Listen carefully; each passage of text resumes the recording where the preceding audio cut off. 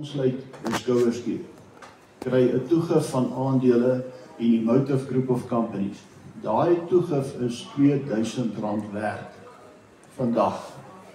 Maar daai aandele se waarde gaan toeneem.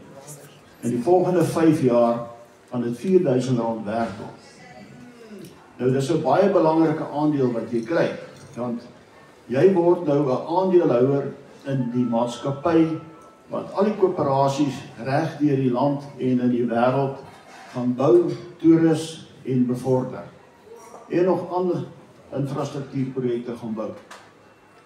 Nou op 'n stadium oor 5 jaar, dan word hierdie maatskappy en van die ander wat betrokke is, soos Dyson Reed en Capital Partners, genoteer op die beurse van die wêreld. Dan gaan hierdie aandele nog meer werd word.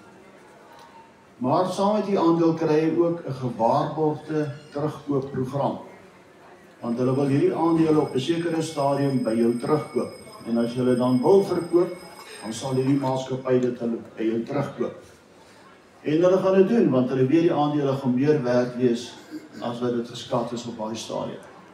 Dan moet jy slim wees, dan moet jy dit terugverkoop nie.